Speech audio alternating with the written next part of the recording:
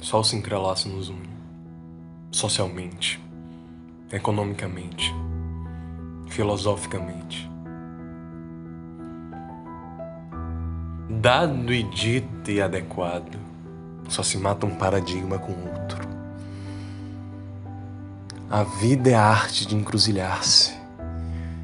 Eis que nos vem o movimento do presente, do agora, de sempre.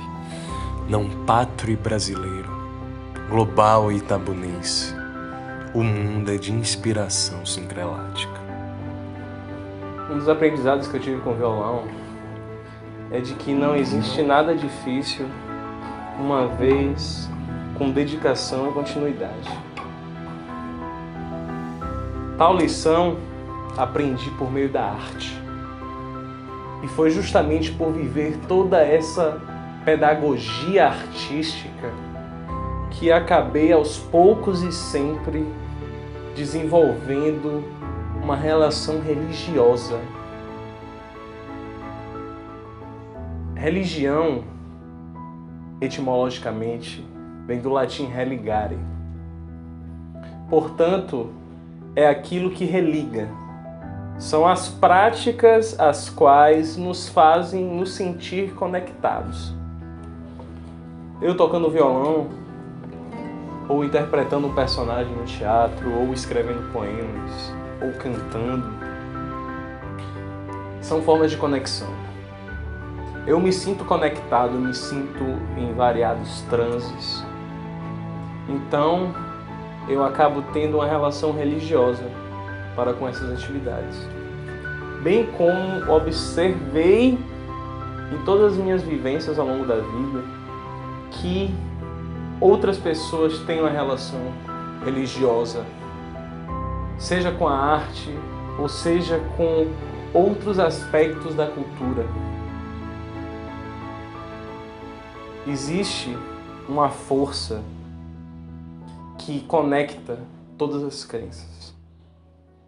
E a arte é uma força.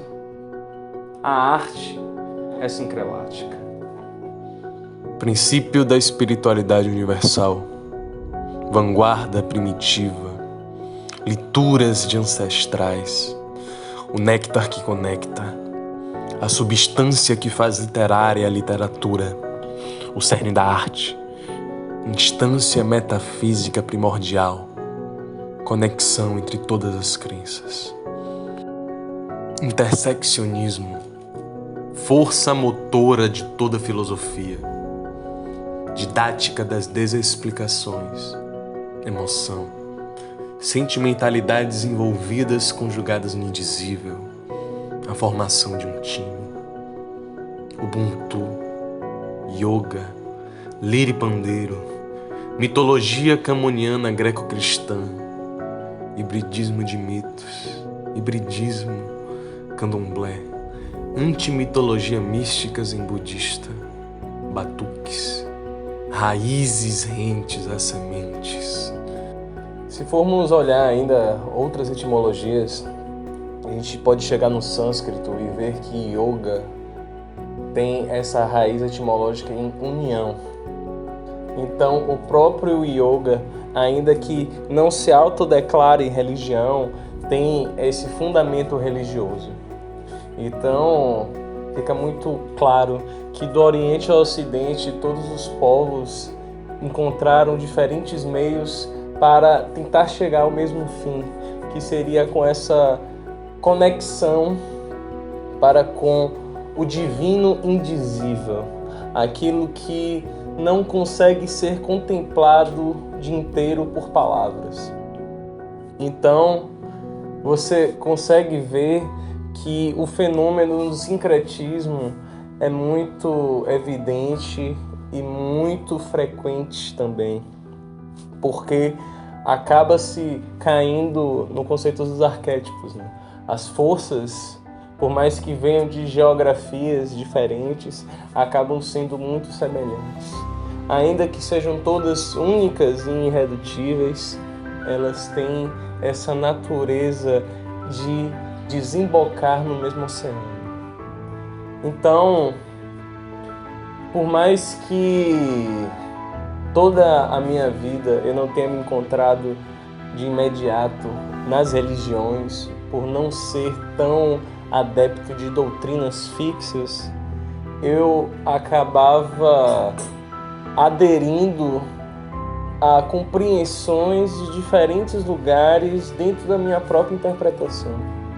Porque eu sempre fui uma pessoa muito devota e minha devoção levava a eu ter determinadas práticas que não consigo abrir mão hoje, coisas que eu não consigo me ver sem fazer. Então, a arte, dentro de sua multiplicidade, ela é muito una. Nós estamos num pensamento que, ainda que muitos não saibam, é aristotélico. Foi Aristóteles e todo o pensamento físico grego que fez essa segmentação da compreensão artística, de dizer que isso é filosofia e isso é arte, e dentro da arte existe música e existe artes cênicas, etc. e tal. A arte é uma. A sua multiplicidade antes afirma a sua unidade e a sua universalidade do que a nega. Então, o sincralacismo é muito disso. A arte em sua diversidade de manifestações. Taoísmo, borboletário, lusotropicalismo, umbanda, Áfricas, tropicália, desvairismo deglutido, aglutinado, Rita Lee, hip hop, armorismo, mangue beat, baião, as bandas que resistem, triângulos, tribalistas, totem tabu, geografia em sua gênese sem linhas de divisão, sânscrito, Rogério Duarte, erotismo da soma de todas as roupas, cores, gingas, o embalo do swing, globalização, união da raça, origem das espécies, a naturalidade de unir-se, mistura, sertões, gente de veia bárdica, oceanos, trovadores, faquires, cordelistas, griots, professores, retas paralelas que se encontram no infinito. Teor mestiço de existir, mulatos natos no sentido lato, Jorge Benjó, Índia com indígenas, incas com egípcios, helenismo, a atualidade de civilizações antigas. A arte tem uma capacidade muito profunda de desadormecer as nossas sensibilidades. A depender do contato que temos com qualquer que seja a forma de arte, nós percebemos aspectos de nós que antes eram ocultos, que antes não estavam ali em evidência, porque nós não conseguimos ter um diálogo com o nosso próprio espírito a ponto de fazer-nos entender a nossa própria trajetória. Porque o entendimento para com a própria história em tudo tem a ver com a forma de significá-la. E a arte significa a vida. E uma vez significada essa existência, tal fica justificada. A arte, eu vejo, justifica a existência não só minha, mas de muitas outras pessoas.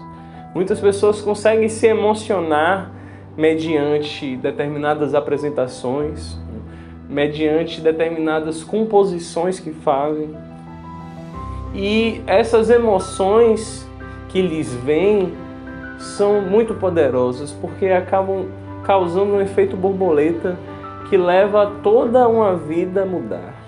Porque, se formos olhar historicamente, muitas das primeiras artes que surgiam tinham esse caráter divino, tinham esse caráter de expressar toda uma transcendentalidade de povos antigos. Os próprios idiomas têm esse caráter religioso, esse caráter espiritualista, pois a própria Cabala, inclusive, diz que o simples fato de você transmutar ideia, pensamento em palavra, é uma operação mágica. Então, uma vez operando magicamente esse fenômeno, que são as variadas formas de linguagem que estão nos rodeando, nós estamos tendo um contato inevitável com Deus. Pelo ato político de denominar, pelas forças do mundo, pelos saberes com força de fonte, pelas saudades dos tempos de incendiários, pelos autodeclarados ex-poetas dessa vida. Porque as coisas todas são da mesma substância do que lhes são antagônicas. Porque não há justiça salva divina e o divino não é só para o teísta.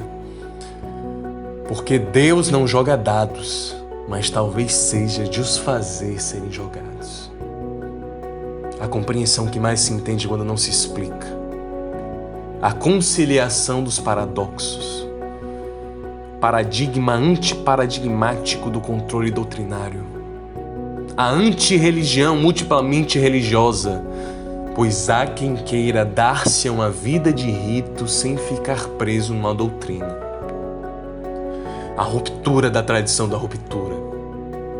A justaposição de todos os ismos, cujas lógicas são ilógicas. De um canto de trópicos, a revolução psicotrópica.